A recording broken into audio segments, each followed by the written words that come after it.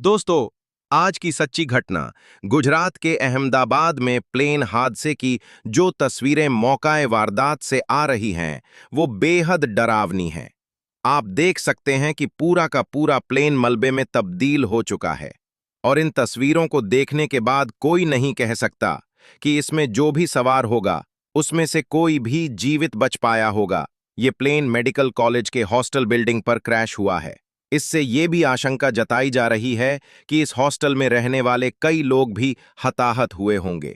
आपको बता दें कि एयर इंडिया के इस विमान में गुजरात के अहमदाबाद के इंटरनेशनल एयरपोर्ट से लंदन के लिए उड़ान भरी थी। लेकिन उड़ान भरने के तुरंत बाद ही एयर इंडिया का ये ड्रीम लाइनर विमान क्रैश हो गया। इस विमान में 260 पैसेंजर्स, 2 पायलट और क्रू के 10 मेंबर यानी कि कुल 242 पैसेंजर सवार थे। लेकिन इस प्लेन के क्रैश होने से ठीक पहले प्लेन के पायलट सुमित सबरवाल ने मेडे कॉल किया था। विमानमंडन की दुनिया में पायलट ये संकेत आखिरी वक्त में देता है। इसका मतलब होता है कि मेरी मदद करो। जब पायलट को ये लग जाता है कि अब हालात उसके हाथ में नहीं हैं, काबू से बाहर हो चुके हैं, तब वो मैड संकेत जारी करता है। बोइंग 787 को उड़ा रहे पायलट को बहुत अनुभवी बताया जा रहा है। उनके पास 82 हज़ार घंटे उड़ान का अनुभव था। जानकार ये भी बता रहे हैं कि दरअसल विमान में कोई गड़बड़ी बहुत शुरुआत में ही पता चल गई थी। हालांकि इस संभावना से भी इनकार नहीं किया जा सकता कि स्थितियों को जज करने में पायलट या अट्टीसी से कोई गड़बड़ न हुई हो। पायलट कैप्टन सुनील सबरवाल ने बेड़े का संकेत तो दे दिया, लेकिन गड़बड़ी को सुधारने या ठीक करने का उनके पास वक्त ही नहीं था। विमान कुछ ही क्षणों में नीचे गिरने लगा और देखते ही देखते आग के गोले और गाढ़े काले धुएं में तब्दील हो गया था। जानकार बता रहे हैं कि इस तरह की कोई गड़बड़ बहुत ऊंचाई पर होती है तो पायलट को सोचकर कुछ करने का वक्त भी नहीं मिलता है। लेकिन जाहिर है कि पायलट ने उड़ते ही मेडे का संकेत दिया, यानी उसी समय उसे लग गया था कि हालात उसके कंट्रोल में नहीं हैं। मेडे शब्द फ्रेंच के मैडर यानी कि मेरी मदद करो शब्द से लिया गया है। 1927 में वॉशिंगटन के इंटरनेशनल रेडियो टेलीग्राफ कन्वेंशन में इसे आधिकारिक आपातकालीन कॉल बनाया गया।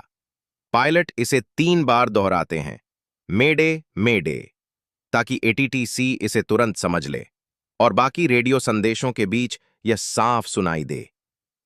ये कॉल इंजन फेल, आग, दबाव में कमी या किसी ऐसी स्थिति में दी जाती है जहां तुरंत मदद की जरूरत होती है। जानकारी ये भी मिल रही है कि अहमदाबाद हादसे में पायलट ने टेक ऑफ के 2 मिनट बाद ही मेडे कॉल दिया था। उस वक्त विमान सिर्फ 625 फीट की ऊंचाई पर था। इससे साफ है कि पायलट को तुरंत किसी गंभीर समस्या का एहसास हो गया था।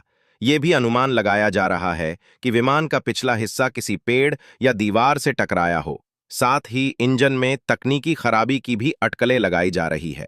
लेकिन यहां यह भी जिक्र करना जरूरी है कि विमान की 2 बार दिल्ली और अहमदाबाद में जांच की जा चुकी थी। वे टेक ऑफ के तुरंत बाद इमरजेंसी कॉल कर एयर ट्रैफिक कंट्रोल यानी कि एटीसीसी को कुछ बताना चाह रहे थे।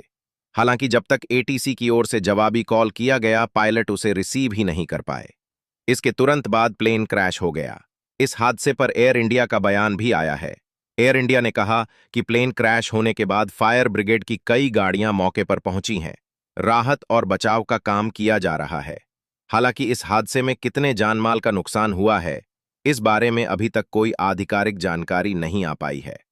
एयर इंडिया ने सोशल मीडिया हैंडल एक्स पर कहा है कि फ्लाइट EI-171 अहमदाबाद से लंदन गेटविक जा रही थी, 12 जून को दुर्घटना का शिकार हुई है। अभी हम विवरण की जांच कर रहे हैं और इस मामले में अपने सोशल मीडिया प्लेटफॉर्म एक्स और एयर इंडिया के वेबसाइट पर ज्यादा जानकारी साझा करेंगे।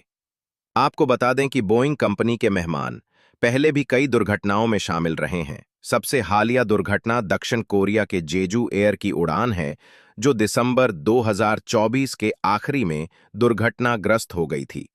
आंकड़ों के मुताबिक विमान लैंडिंग का प्रयास करते समय दुर्घटनाग्रस्त हो गया था और इसमें 189 लोगों की जान चली गई थी।